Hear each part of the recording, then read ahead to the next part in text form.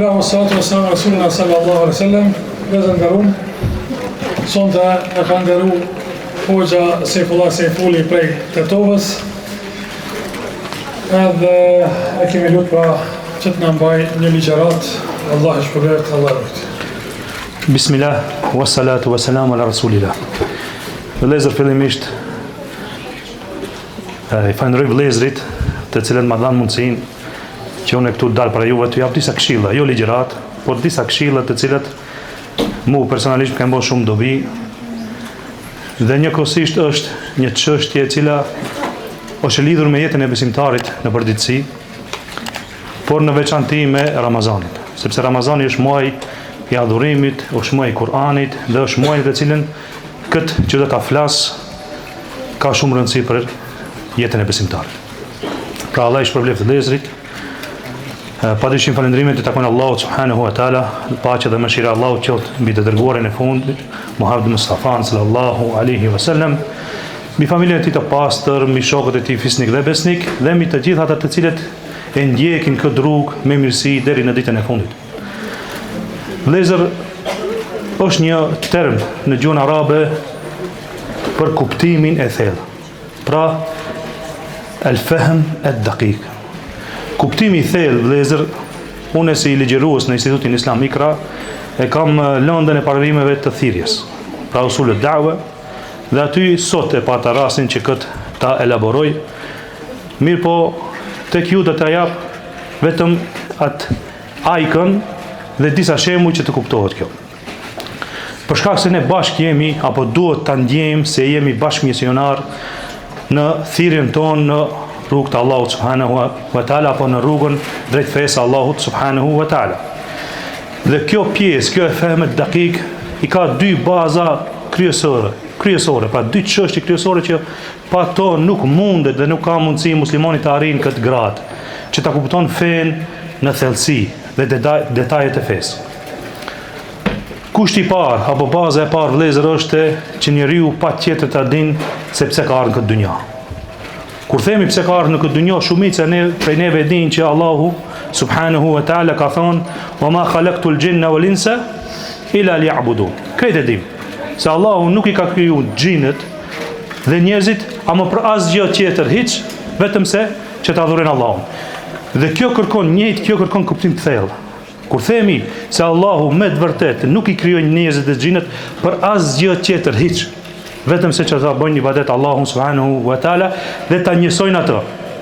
Dhe për këtë arsye, çështja e kësaj është shumë me vlerë që neve pastaj ta kuptojmë mesazhet e Allahut subhanahu wa taala në thellësi. Pika tjetër, baza tjetër për të arritur muslimani këtë kuptim të thellë dhe të përpikt, është edhe pjesa e largimit nga dunjaja dhe afrimit tek Allahu subhanahu wa taala. Apo të japëm përparësi ahiretit para dunjas.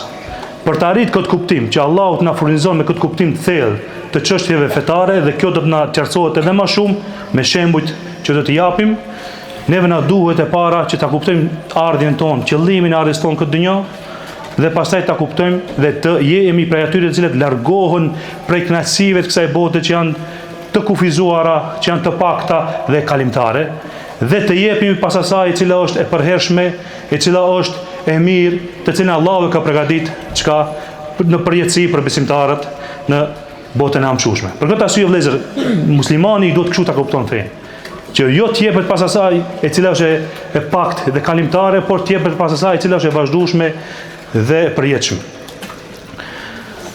Si shembull, për shembull, ta përmendim një shembull i cili na afron këtë kuptim. Dhe ky kuptim, vëllezër, nuk arrihet përveç se me këto dy gjëra që i përmendëm. Patjetër do të jepmi përparësi ahiretit dhe ta lëmë anësh çështjen e dunjas, dhe patjetër muslimani do ta kupton njëherë për gjithmonë se ka ardhur vetëm për ta adhuruar Allahun. Gjithçka tjetër është krijuar për njeriu, a njeriu është i krijuar që ta adhuron Allahun subhanahu wa taala. Për këtë arsye, vëllezër, nëse ne marrim hadithin e pejgamberit sallallahu alaihi wasallam, pra kjo është e poenta e këtij kuptimi. Nëse me marrim hadithin e pejgamberit sallallahu alaihi wasallam ku thotë se 5 namazet, pra salavatul khams, 5 namazet, xumaja deri në xumë, edhe Ramazani deri në Ramazan, çka bën? I shlyen mëkatet që janë mes tyre, apo? Për kuptimit të mirë dhe të thellë që lypet prej besimtarit është se nëse njeriu logjikon dhe thot, nëse unë gjatë ditëve, pra deri në xhumë, fal 5 kohët e namazit, jam i pastër, çka kam nevojë për xhuman? Apo jam i pastër se çdo namaz deri namazin tjetër ka pastru. Po okej, çe xhumë deri në Ramazan, çdo xhumë kam fal gjatë muajve. Jam i pastër, çka kam nevojë për Ramazanin? Kjo është logjik që nëse e marrmi me hesab, ta bëjmë çashtu del. Mirë po, kuptimi i thellë vjen tash këtu në dietarët kur flasin për këtë çështje çka thonë? Thonë varësisht prej asaj se sa tu ka pranuar namazi, aq është edhe shlirja e mëkateve. Varësisht sa e ke namazin pranuar dhe sa e ke të plot namazin, aq edhe ka qenë shlirja e mëkateve. Pra prandaj kena nevojë edhe për xhuman. Prandaj kena nevojë edhe për një shans tjetër që është Ramazani. Pra ky është kuptimi i thellë. Çështjet ti kuptojmë ashtu si do Allahu subhanahu wa taala, se mes rreshtave ka diçka edhe më të thellë se sa vetëm ajo formalja. Kjo është që duhet neve ta kuptojmë vëllezër. Pra, se i dërguari sallallahu alaihi wasallam në hadith na ka bërë qartë që njeriu nuk i merr, ka raste kur njeriu 1/10 e merr prej namazit. Nuk e merr komplet namazin. Aq është edhe falja e mëkateve. Prandaj kena nevojë edhe për xhumë, prandaj kena nevojë edhe për një Ramazan i cili neve do të na jep atë shansën që neve të pastrohemi dhe të afrohemi tek Allahu subhanahu wa taala. Pra ky kuptim vjen me këto dy çështje që i përmendëm.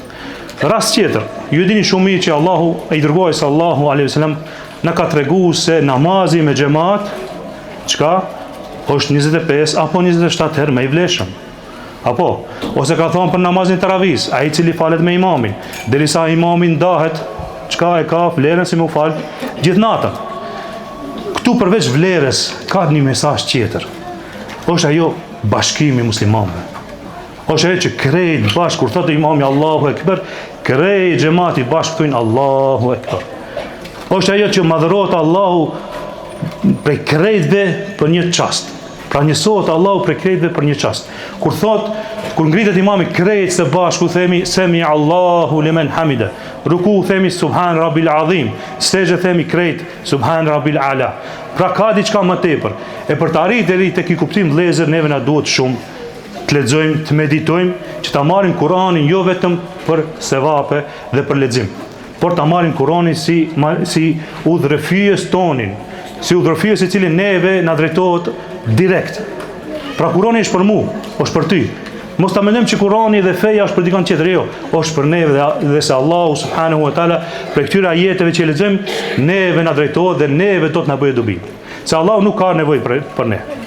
Ne kemi nevojë për Allahun subhanahu wa taala. E lexoi imami parës gjatë taravis dhe tha mes rreshtave përmendi se a ka fuqi dikush, a ka në dorë dikush diçka nëse Allahu do ta shkatroje Isën, birin e Merjemes, nonën e tij dhe gjithë njerëzit. A mund ta ndal dikush? Askush s'e ndal. Pra, ne kemi nevojë për Allahun subhanahu wa taala dhe Allahu nuk ka nevojë për neve. Nëse krejt njerëzit e tokës mblidhen bashkë dhe xhinët, ti bëjnë shirk Allahut, nuk e rrezon kjo prej pozitës së Allahut kur gjë, dhe nuk i bën dëm Allahu subhanahu wa taala kur gjë.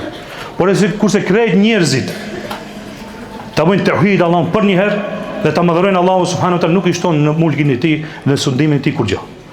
Pra kjo na bën neve të qartë dhe me dije se ne jemi të nevojshëm për Allahun dhe ne kemi nevojë për këtë kuptimin të cilin e përmenda. Pra kuptimin e thellë dhe të përpikt. El fahm ad-daqiq të fesë. Pra se feja nuk është formalitet. Feja është diçka më tepër se aq. Feja është diçka që neve duhet të arrijmë ta kuptojmë mesazhin sakt të fesë. Pse Allahu subhanahu wa taala ka bën namazin me xhamat obligim? Vajib, pra në shumicën e mëdhëve. Pse? Që muslimanët të takohen njëri me tjetrin, të afrohen zemrat. Pa ka diçka më tepër se vetëm 25 sevap apo 27 herë më tepër se sa me fal në shtëpi. Pra këto janë ato, kjo është ajo këshill që desha të shpandaj juve që ta kuptojmë që ta kalojmë këtë Ramazan me një kuptim ndryshe. Ta kalojmë këtë Ramazan që Allahu subhanahu wa taala këtë agjërim dhe këtë taravih ka bërë për arsye. Dhe arsyeja është e ka treguar Allahu subhanahu wa taala arsyen që të jemi të devotshëm në fund apo. Mirë po, si arrit këtë devotshmëri? A jena ne të gatshëm dhe e kena fol vetes nëse unë si person ku i kam ato mangësit, ku i kam ato probleme që unë se në arrit këtë devotshmëri? Sa Ramazanin kanë kaluar mu njëjtë, domethënë se ne kom arrit atë devotshmëri.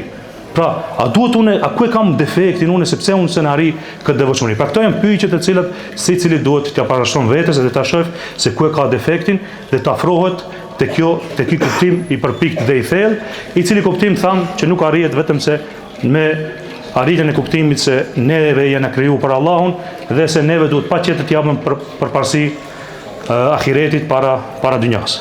Allahu shpërblet për kohën dhe lusë Allahu subhanahu wa taala që të na jep dhe të na furnizon me khushu në namaz. Që ta përjetojmë këtë namaz, këto taravija, të përjetojmë ashtu si na ka hije si musliman. Wa subhanaka Allahumma wa bihamdika ashhadu an la ilaha illa anta astaghfiruka wa atubu ilaik wa akhir da'wana alhamdulillahi rabbil alamin.